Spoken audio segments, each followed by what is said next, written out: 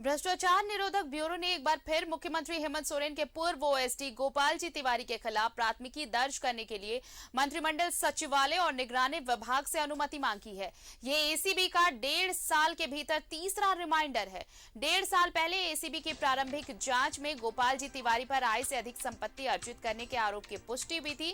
P में आय से अधिक संपत्ति की पुष्टि के बाद एसीबी ने मंत्रिमंडल निगरानी एवं सचिवालय विभाग से प्राथमिकी दर्ज करने की अनुमति मांगी थी। गोपाल जी तिवारी पर पद का दुरुपयोग कर आय से अधिक 21 करोड़ 55 लाख रुपए अर्जित करने और काली कमाई को जमीन और फ्लैट में निवेश करने का आरोप था।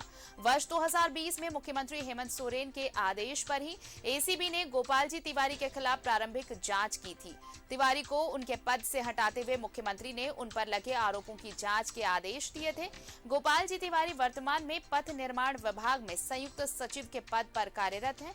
उनके विरुद्ध मुख्यमंत्री के आदेश पर ही 29 जुलाई 2020 को एसीबी ने पी दर्ज की थी। इधर न्यूज 11 भारत के पास वो सारे दस्तावेज मौजूद हैं जो ये बताएंगे कि गोपाल जी तिवारी ने कोलकाता में कहां-कहां निवेश कर रखा है। उनके सारे काले चिट्ठे से जुड़े दस्तावेज न्यूज 11 के पास हैं।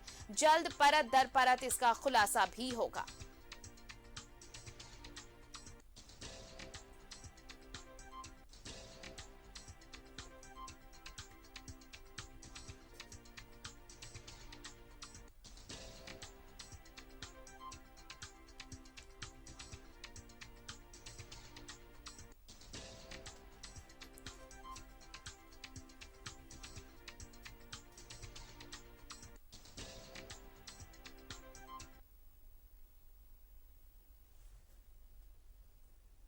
और चलिए हमारे साथ सहयोगी राकेश जुड़ रहे हैं, सीधे उनका रुख कर लेते हैं। राकेश, गोपाल जी तिवारी ये नाम एक बार फिर से सुर्खियों में, और इसलिए क्योंकि ये तीसरा रिमाइंडर है जब उन पर मामला दर्ज करने के लिए ये रिमाइंडर भेजा गया है, जबकि सारे दस्तावेज मौजूद है न्यूज 11 भारत के पास कि कैसे कहां इन्वेस्टमेंट किया, क्या अवैध तरीके से, कहां इलीगल तरीके से कैसे पैसे जुटाए गए।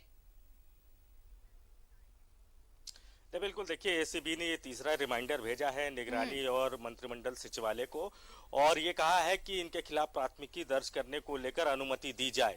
आपको भी पता है कि 2020 में खुद मुख्यमंत्री की पहल पर इनके खिलाफ जांच की शुरुआत हुई थी, और एसीबी के 1.5 साल के जांच में यह बात साफ हो चुकी थी कि आय से अधिक संपत्ति का मामला इन पर बनता है। इन्होंने अवैध तरीके से कमाई की, लगभग 22 करोड़ रुपए की अवैध कमाई की बात कही जा रही है, और वो तमाम जो पैसे थे वो जमीन में और फ्लैट में इन्होंने इन्वेस्ट किया है। यहाँ तक कि इनके बेटे की जो कंपनी है उस कंपनी में भी यह अवैध जो काली कमाई इन्होंने की उसका इन्वेस्टमेंट हुआ है। तो एसीबी के साथ तो तमाम तरह के पुख्ता सबूत हैं ही।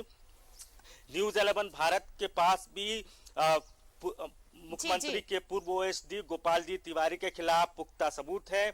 हमें ये जानकारी है कि सिर्फ राजधानी रांची नहीं, तमाम बड़े शहरों में, चाहे आप कोलकाता की बात कर ले, बेंगलोर की बात कर ले, ऐसे तमाम बड़े शहरों में इनके फ्लैट हैं, इनके जमीन है, इन्होंने वहां अपना कारोबार का विस्तार किया है, और इनके बेटे की जो कंपनी है उसमें भी इनका एक तरीके से बड़ा इन्वेस्टमेंट है, और जो काली कमाई इन्होंने की थी वो काली कमाई का इन्वेस्टमेंट उन्होंने अपने बेटे की कंपनी में किया है। अब एसीबी निगरानी और मंत्रिमंडल सचिवालय विभाग में ये तीसरा रिमाइंडर एसीबी की तरफ से भेजा गया है, और इस बात को लेकर अनुमति मांगी गई है कि आप हमें अनुमति दे ताकि इनके खिलाफ प्राथमिकी दर्ज की जाए और जांच की जो प्रक्रिया है वो आगे बढ़े।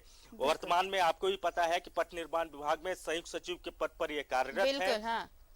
लेकिन सबसे महत्वपूर्ण बात यह है कि खुद मुख्यमंत्री ने इनके खिलाफ पहल की थी, खुद मुख्यमंत्री का आदेश हुआ था, और उसके बाद एसीबी ने इनके खिलाफ जांच की शुरुआत की थी।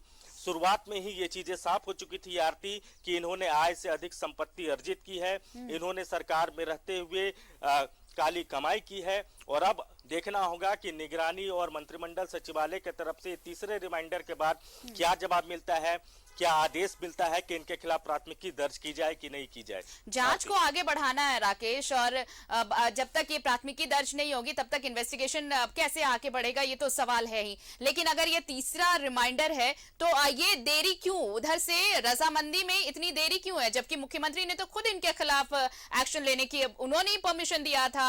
अब 29 जुलाई 2020 को उनके आदेश के बाद ही ये मामला सब कुछ सामने आ पाया, उनके खिलाफ जांच होगी। लेकिन अभी वो संयुक्त सचिव के पद पर भी तैनात हैं, ये तीसरा रिमाइंडर भी चला गया है, तो आखिर इस देरी की वजह क्या है राकेश? बिल्कुल ये देखना होगा आरती कि आखिर इनके पीछे कौन ताकतें हैं, कौन लोग हैं जो इनको बचाने में लगे हुए हैं, क्योंकि मुख्यमंत्री की पहल पर ही जांच की शुरुआत हुई थी 2020 में ही, जब मुख्यमंत्री ने पहल की, मुख्यमंत्री ने आदेश दिया और उसके बाद ही इनके खिलाफ जांच की प्रक्रिया जो है उसकी शुरुआत हो गई थी। एसीबी ने एक तरीके से जांच की शुरुआत की थी और शुरुआत में ही एसीबी के जो शुरुआती जो 1 साल थे उसमें ही ये बातें साफ हो चुकी थी कि आय से अधिक संपत्ति के मामले में ये दोषी हैं। इन्होंने आय से अधिक संपत्ति अर्जित की है और लगभग 22 करोड़ रुपए अर्जित करने की बात कही गई थी। ये भी कहा गया था कि इस पैसे से इन्होंने फ्लैट खरीदा, जमीन में इन्होंने इस पैसे को लगाने का काम किया, दूसरे शहरों में अपने कारोबार को बढ़ाया, अपने बेटे के कंपनी में इन्वेस्टमेंट किया। तो ये सारी चीजें एसीबी के तथ्यों में है, एसीबी की जांच में ये सारी चीजें आ चुकी हैं। इससे पूर्व एसीबी 2 बार रिमाइंडर निगरानी और मंत्रिमंडल सचिवालय को भेज चुका है, ये तीसरा रिमाइंडर है। अब देखना होगा कि तीसरे रिमाइंडर के बाद क्या उनके खिलाफ प्राथमिकी की अनुमति मिलती है या नहीं मिलती है। ये भी जांच का विषय है कि आखिर कौन ताकत है, कौन लोग इनके पीछे है जो इनको बचाने में लगे हुए हैं। यानी बिल्कुल एक बड़ी लॉबी तो है जो इसके पीछे लगी हुई है ताकि इनके खिलाफ इन्वेस्टिगेशन एसीबी शुरू ना कर सके, क्योंकि ऐसा नहीं क्योंकि मुख्यमंत्री ने आदेश दिया उसके बाद ये तीसरा रिमाइंडर जा चुका है, अब तक एसीबी प्राथमिकी तक दर्ज नहीं कर पाई है जब तक उधर से परमिशन ना मिल जाए।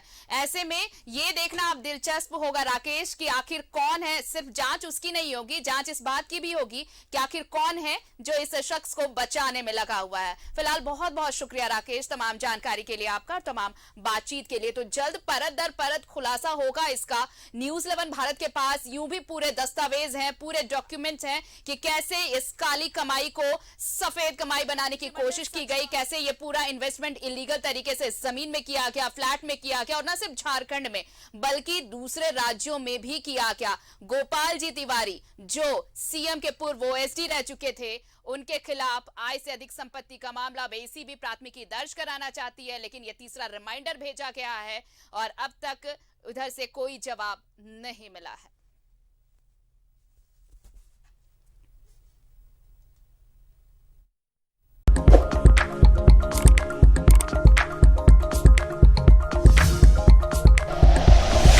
Like and share videos, subscribe करें हमारा चैनल और प्रेस करें बेल आइकॉन। न्यूज़ 11 भारत, सच है तो दिखेगा।